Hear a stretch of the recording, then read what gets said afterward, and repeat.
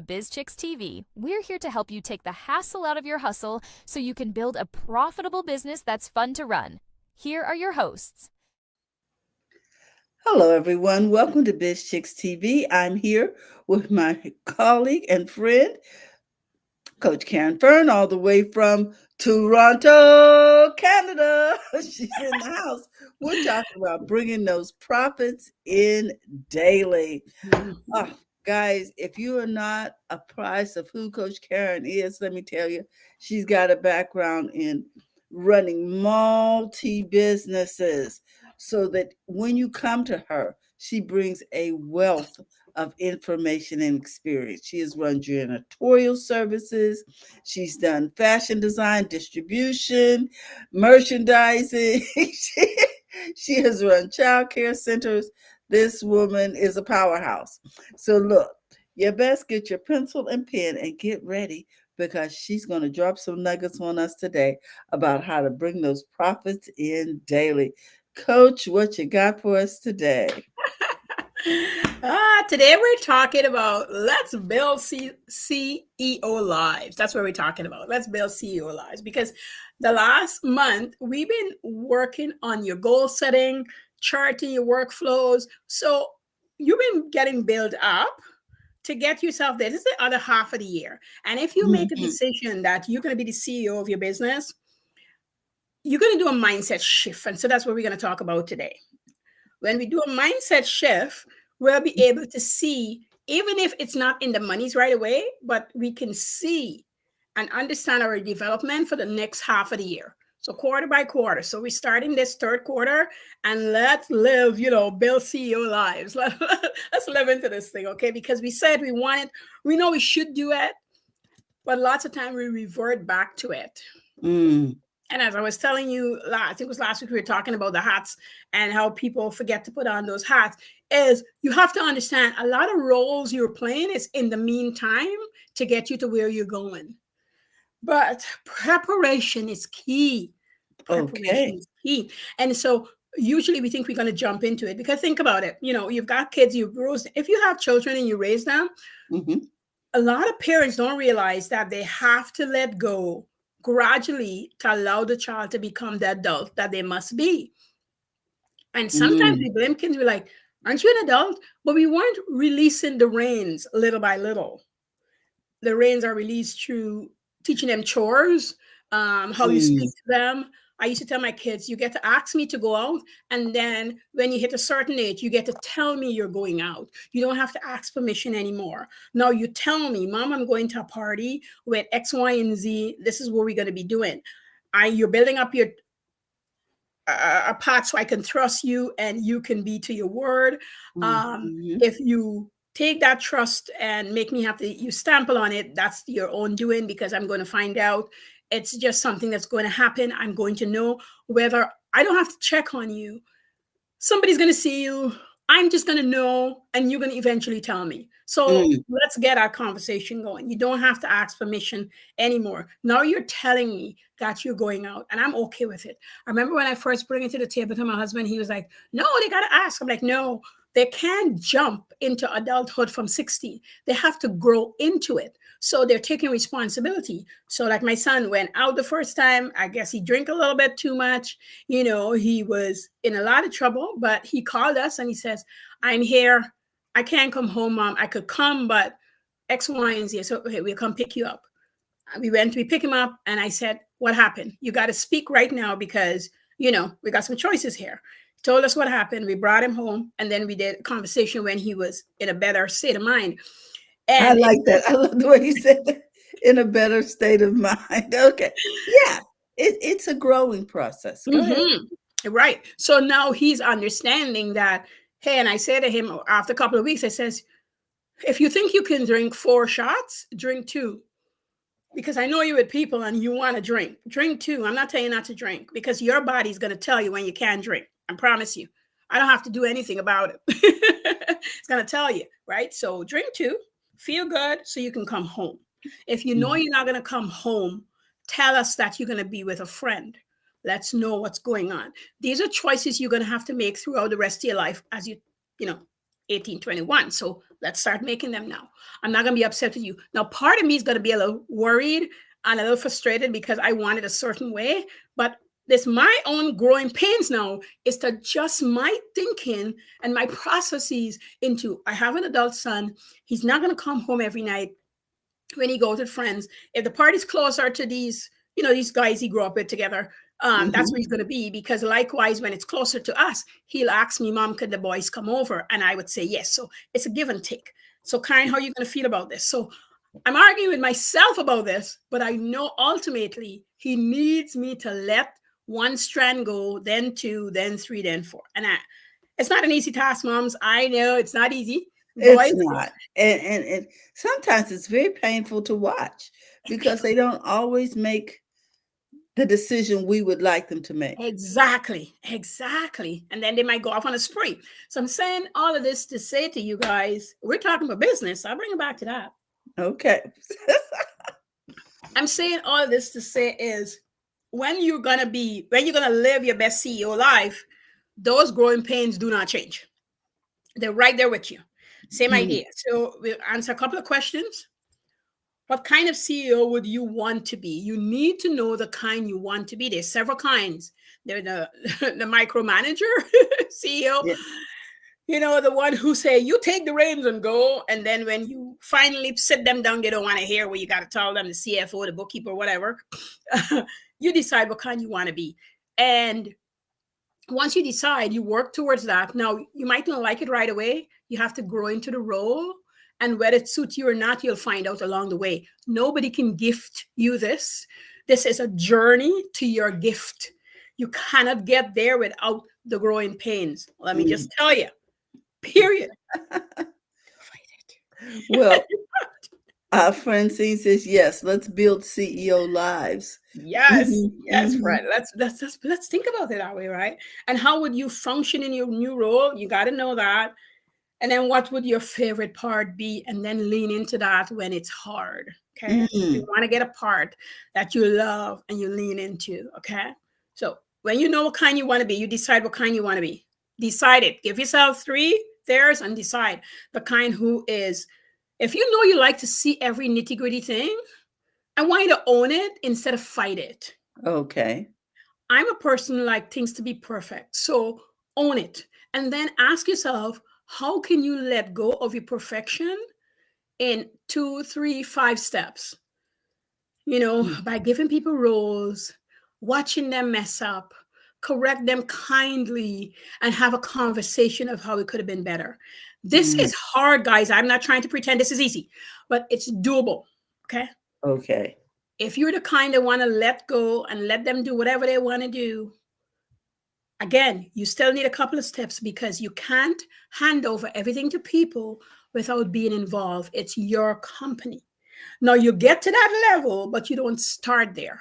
Okay. You don't start it, but you get to that level. All right. And then now if you're the kind of person who is, like half in and half out you want to, but you still got your hand meddling in it. Again, every step I want you to own, no matter which one you pick, I want you to own it and figure out what you're going to do. Now, I was talking to somebody the other day about, I'm telling them, I'm like, you're growing into your CEO life right now. And so it's hard for you. And so everything you're doing feel like you're starting over this business because that's what it feels like if you didn't start off thinking you were a CEO, because I don't think sometimes people realize that. So, because if you did, you would probably go investigate what a CEO does. So then you'd work your way that way. So now this is a whole mind shift, because if you're coming from, I make phone covers, I make water bottles, that's what you're an operation officer, you're a production officer. This is what you do. You don't manage, you do the work, you do all the work, and that is okay. Talk to Terry about hats. You might want to get the hat that I'm an operation officer right now. I'm a production officer right now. I'm not in my CEO level. And that's okay because I'm working towards it. So I want you to think about this way, right? I want you to see, this is where you want to be. And you've got to put a couple of people under here, right? About 3 people. And you're doing everybody's role right now. when you are doing their role, I want you to be in that role and don't whine about, I'm the CEO. Why am I not working in my business? I want you to just do that role really well. And I want you to put on a timer. I want you to write down all the steps in that role. I want you to start a training while you're training you, if you're not training the role, so that you can pass the role on to your successor.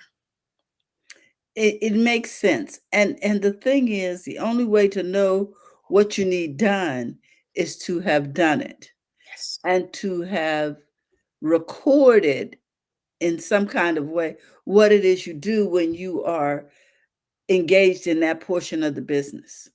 Does that Make perfect sense, oh, because people are going to come to you with problems after you teach them and train them and learn. They can come, and so now you better have answers for those things, and they're going to be ones that you wouldn't know, and then you'll get back to them on it because you haven't experienced it yourself. uh-huh. A woman came into a group of mine, my cleaning company group, and she was saying that I want to own a cleaning business and I don't want to clean. People don't please don't tell me about cleaning. And we all, yeah, I think we all were bopping our heads and rolling our eyes and carrying on in the background because a few of us spoke up. I mean, like, Uh-huh. lady, even if you don't want to clean, go clean your house and figure out some stuff. Because no matter the best cleaner that you would hire, she might not clean the way you want your company to be represented. And when the house owner call, the homeowner call, you cannot have a real valid conversation with her. She says to you, listen, the cleaner was fabulous, but I noticed in two corners there's a lot of cobweb and dust on the baseboard. Do you guys handle that? And what are you saying? Oh, well, I'll talk to her. No, you got to be able to say, hey, we clean the cobwebs and anything that has mildew on the clean that we're coming to get the home ready for a regular clean. So it's a different kind of clean. And you didn't want to purchase that clean. So we'll get to each section at a time because now we're trying to fix that little by little. So Mm. in a couple of visits, she'll reach that. But right now, she can't get to it. Now, if you want to buy that clean, we can come in and do a thorough, Do a and then deep she'll get back clean. to regular schedule. But if you never clean, you don't know that. You don't know what to say. You read a book and they tell you, well, when somebody hits you with a question, you have no answers because you haven't experienced it, right? Mhm. And now you're mad with your employee. And your employee say, you can't talk to me like that. I cleaning for you. I'm going to quit. Because cleaners can Exactly. quit like that because they're going to get another job. So now you're coming to the group and we've seen her several times. The cleaners are just quitting on me. Of course they are. They're upset that you don't know what they're talking about. They're mad that you're taking the homeowner side without, because you're so Without, bad you want to be a CEO. yeah, without investigating what's really going on here. And do you have a policy regarding this? Yeah. I think this is one of the most crucial things is people need lessons sometimes in how to talk to people. They do. They do They badly. just They do badly. and I really didn't run into this till I went into corporate America, and they, you know what they called it? They said you lacked people skills. In other words, you don't know how to talk to folks. You just I know. That's something I tell homeowners. I say, I send the first letter and I would say, didn't read the letter. I said, you got to speak to the people that's coming in your home properly because we will address you properly. I mhm, will ask who you like to be addressed as. And so when you tell me, I'll tell the employee. And you can't curse at them. You can't be mhm. rude to them. It's not allowed. This is not the way we behave. That's not how this company ran. This is not what we do. Mm-mm. If you do that, we'll fire you on the spot. Mhm, Doesn't matter how much money you bring into our company. We won't keep you. And I've had to let clients go because they were rude to my people. Because we're not having it. We're not allowing it. We're not tolerating it. Mm-mm. We're not doing that. So you be able to say that when you understand who you are in your business and you're not worried. Every time people say to me, but Karen, what am I going to do? Because then I would have a house less, or if they're teaching something, well, I won't have enough students, whatever it is, everybody feels that way. Trust me, no matter how much mhm. money you got, no matter how much money you don't have, you feel panic when you lose your first employee, 10 employee, you feel panic. Part of you panics. But then you come right back. Once you experience, you're like, okay, So that girl needed to go truly, but I wasn't letting her go. So she left herself. Or we can Mm-hmm. tell the client was ready to leave, but they didn't know how to leave. So they start whining and complaining. If it's a new client that is complaining initially, I will personally either go in those days or call them and say, hey, can we have a conversation? The cleaners are Mm-hmm. coming in Thursday, but I want to come see you Monday. And I Mm. want to know exactly. I had a client, she'd leave and then she came back. We had her for 3 years and then she left and she came back and she spent another 2 with us. And when she left, when she was leaving the first time, the husband hired us, but she was always picky. She was a teacher. And I said to her, I need to come see you. And she says, I Uh-huh. don't have any time, Caren. I said, I know you don't have any time. So do I, but we got to make some time. And I went and see her. And her Mm-hmm. cancer came back and she was frustrated and annoyed. And so that was what was happening to her. It wasn't the clean. But because I went in person, we had a coffee, we talk about it. I said, what we're going to do is take a month off. You're going to see how the house get, and then you'll decide if you want us to return. Nice. She called us in the third week. I said, we will stick to the month off. We'll return the other week. But she was going through this period where her health, and she was just in this turmoil. And so as a business owner, you have to spend time figuring that out. And if you become a CEO, you can decide what kind you want. I'm the kind that still want to talk to my people, especially Mm-hmm. the long people who were with me 3-5 years. I want to see what's going on with them. Now, some CEO might want to send an assistant to do that talking.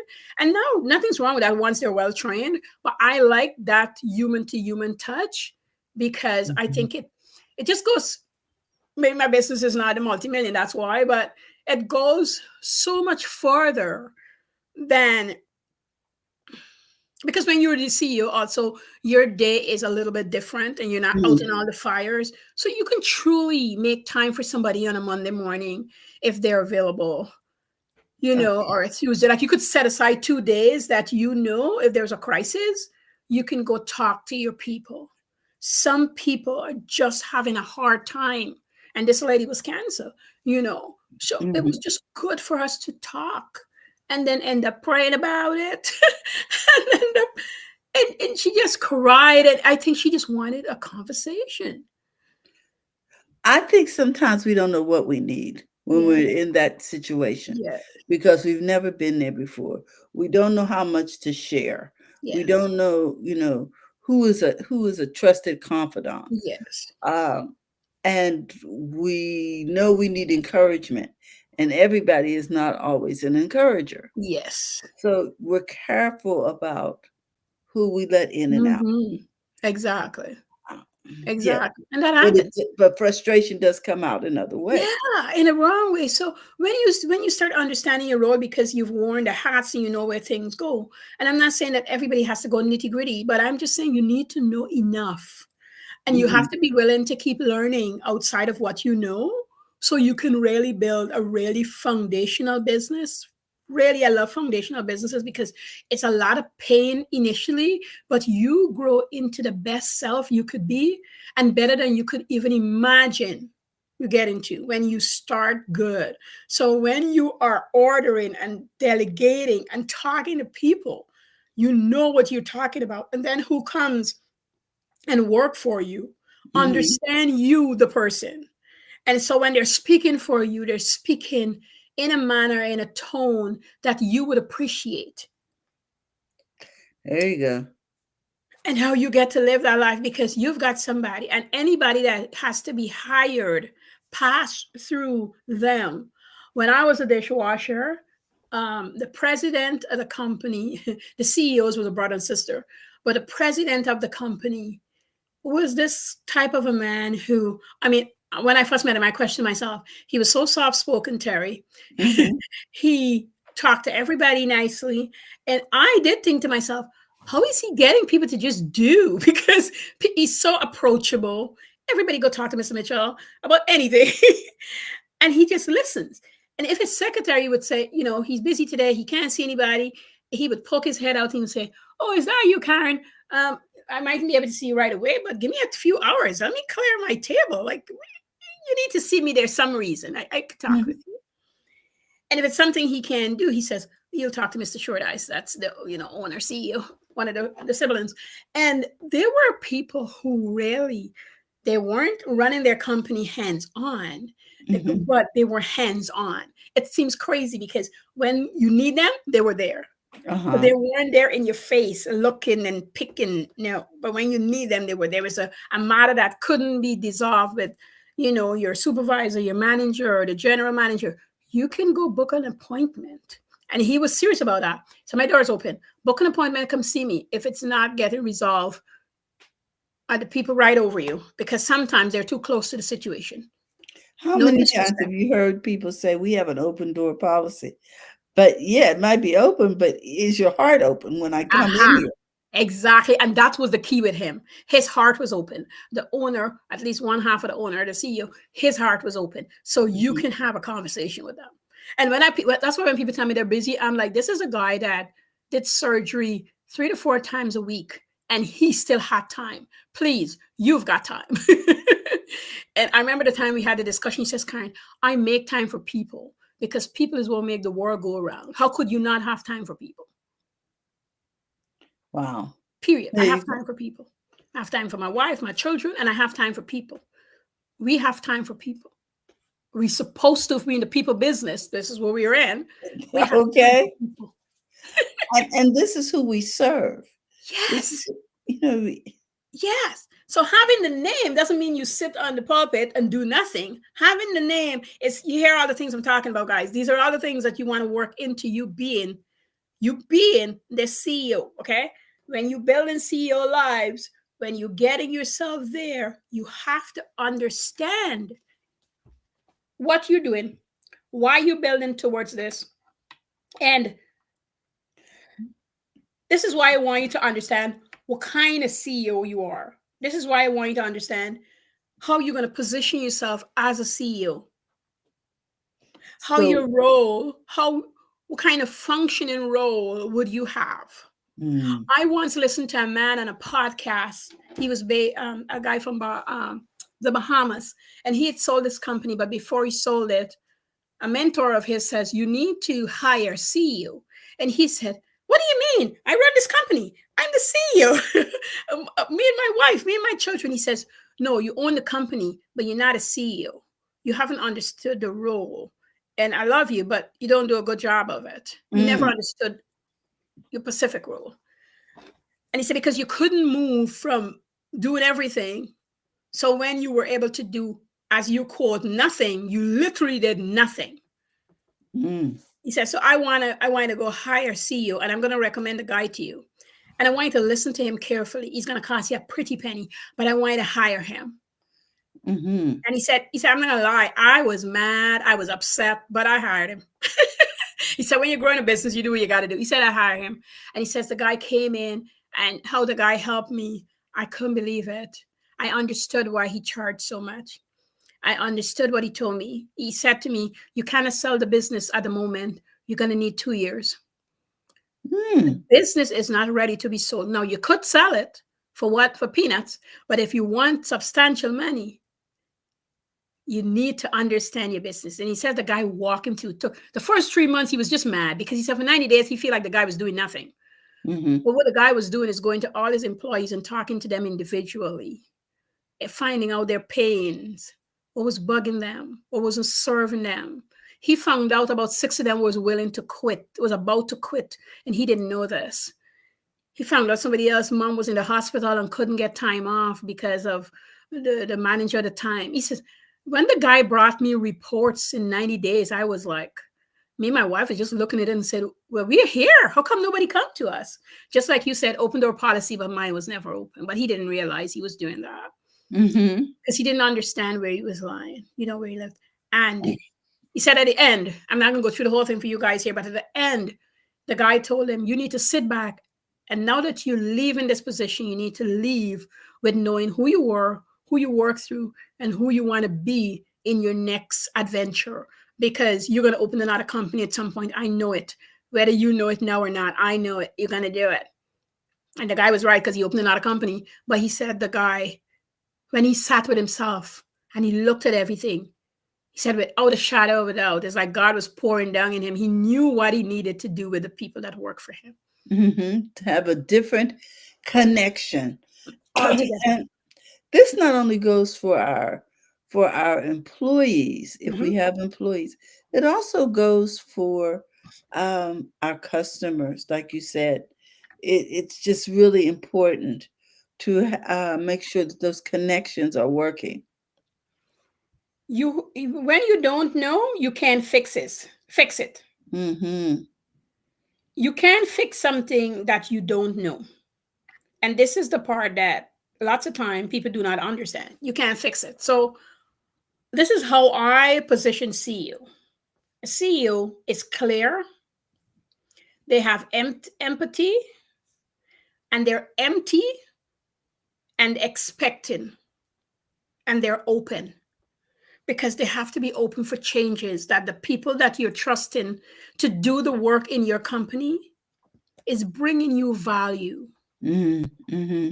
And somebody, let's say you had a soap company, and this was true for a friend of mine, uncle-in-law. He was a soap cutter at a factory, Okay.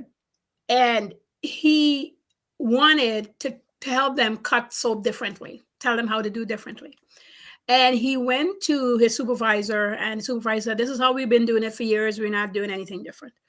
And so he went to the manager, and the manager was like, "Heck no, we're not doing that. Like, this is how it rolls." And he was happened to be coming back from the washroom, and he didn't know it was the CEO was walking around because he never met him, and he was just grumbling to himself, "There's so much better way they can do this thing," and nobody would listen. And the guy said to him, "I would listen." And he says, "Oh, you're new here, so of course you'd listen. You don't know what's going on." He goes, "No, but I'd like to learn." Mm-hmm. And he says, "Oh yeah, would you mind talking to me in your lunch break?" And he said to him, "Sure." Because I've been telling two guys and nobody would listen to me. And the guy listened to everything he says and make notes of it. And then slowly they implement it. Mm. Total different. Let's say the company was making $1 million, they implemented and they were at about 2 point whatever in the space of a year. You know, Small tweaks. the people who do the job know what's going on and where things could be improved. This is why as CEOs you have to be open and you have to be expecting. Mm-hmm. And when you're open and expecting one, two clear words, you understand that people can bring, because when you were building the company, you were coming up with ideas because you were working in there. I Mm-hmm. love when I write a piece because then there's so much more to pour into me as I write that piece. Mm-hmm. When I decide to make a garment, like my daughter wanted a garment with a drawback, and I knew what she wanted, but I understood what she wanted wouldn't work well with her body type. And although she's slim, but she got some bum. So I said to her, "Give me a chance to do something different to the back. We're gonna do some straps and buttonholes." And I mean, the dress came out beautiful because I could see where, even though this is what she wanted, it wouldn't sit well with how the back is lining up. But I Mm-hmm. know implementing that and using the zipper instead of a zipper, but styled wise, it would hold everything together beautifully. But that's because I'm working on it. I'm working in it. I'm seeing what's happening. So when you elevate yourself and you're not doing the hands-on, the operational and the, stuff, you're gonna have to talk to those people. Mm-hmm. Those people that you put in place, that you train, they're gonna be better than you. You hear people say hire people that's better than you. They're gonna become better than you because they're in it night and day. They have figured out how to sew on a button better than you if you're in the sewing arena. They're gonna figure out how to. I had a friend of mine when I was doing pajamas a lot. Like I saw the pajamas, she's like, "Caren, here's how I'm gonna help you as a friend. I know to find anything that any loose threads and any little whatever, I will spot it quickly." And Terry, not gonna lie to you, when she came the afternoon and I said, "Well, I don't think that's necessary." She said, "You're going to be selling top of the line PJs and we want not a thread missing. So I'm going to be the cleanup girl," right? And I am telling you, Quality assurance. Yeah. was she ever the cleanup girl, quality assurance girl? Nothing was passing by her. And she came 2, 3 times a week and she would like, "Where's my pile?" And sometimes I would miss something. She would just go through the whole pile. Clean up any loose thread, anything that is not sitting right. The button might be off a little bit. Everything, and she'll just pile them, and then she'll leave me a sticky note. Button needs straightening up. Ask Yes. it to turn well. And let me tell you guys, she cannot sew. It's not a seamstress. This is a tech woman. This is a woman. But you know something? She's a customer. Mm-hmm. She I think this is something that we need to do often as CEOs is to get behind the counter as a customer, go to the other side of the department, go to the other side of the counter and see what it feels like as a customer. And she was big on that. She was big on that. She was a tech girl. She was big on that because they'd own a travel lodge. She and her family, they'd own a pizza joint. So she grew up in serving people. This is her mission.